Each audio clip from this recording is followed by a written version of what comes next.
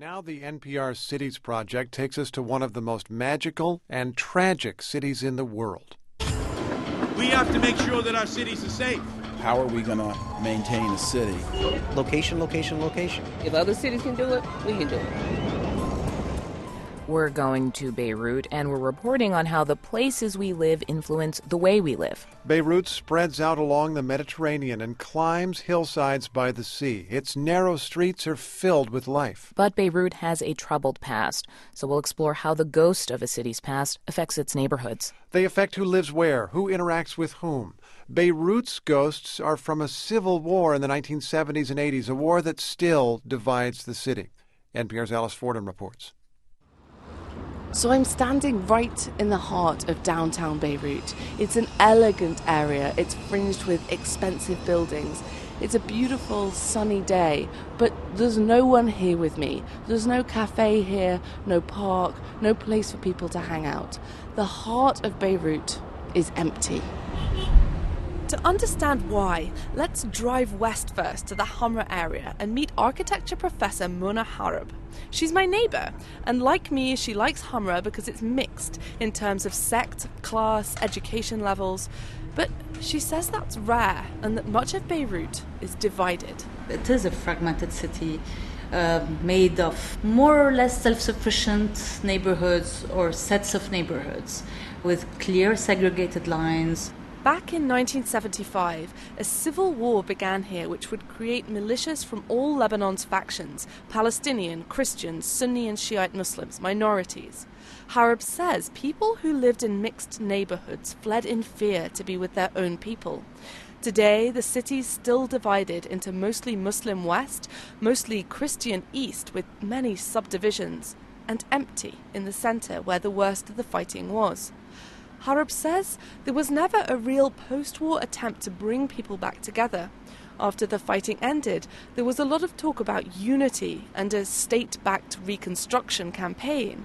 So they built this town centre, but it was too expensive, and people mostly stayed where they were. At no point, urban policies that were developed by the state attempted to remedy this situation on the ground and started to think like, okay, let's think about ways of making people interact more, of encouraging people to live in each other's neighborhood. The idea of the west of Beirut and east of Beirut was still very, very strong. To see what she means about the city's patchy reintegration, let's go see some places where folks mix and where they don't. We can start here in the west, at the site of one of the Civil War's bloodiest battlefields and a highly ghettoized neighborhood, the Shatila Palestinian camp.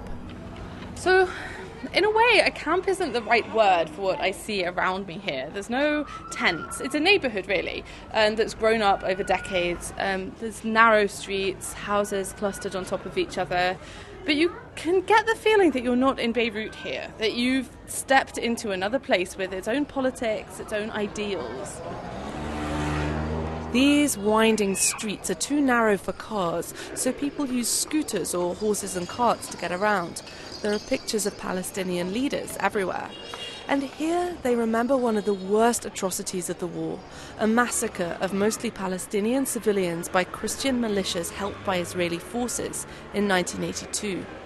I run into Hassan, who was a teenage fighter at the time. He says the issues are still so sensitive, he won't give his last name. It was killing and massacres of children. I was little, living in the same area where the massacre took place. I was at home, but I got out after the massacre finished. We found the martyrs in the streets, all bodies piled on top of each other. He says these memories make it hard for Christian Lebanese and Palestinians to live alongside each other. Plus, it doesn't help that most Palestinians are poor and can't afford to move. But it has been 25 years since the end of the war. Some of those painful memories are fading. So there is some mixing. Hassan Ahmed makes kitchen furniture in a little workshop in the camp.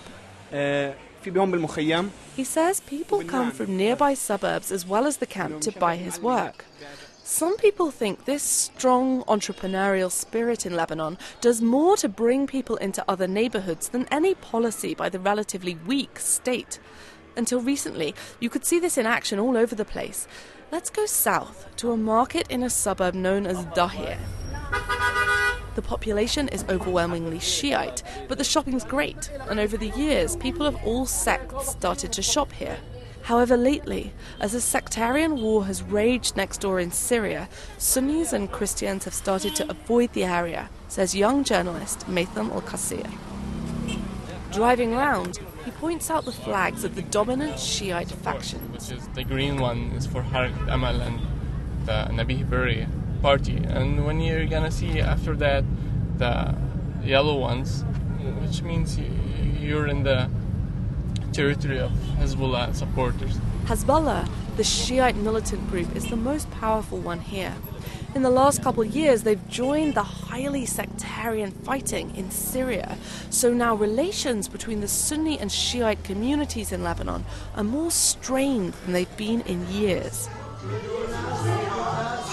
And yet, there are some places not defined by sect. Let's finish up in East Beirut. We're on Jouro Street.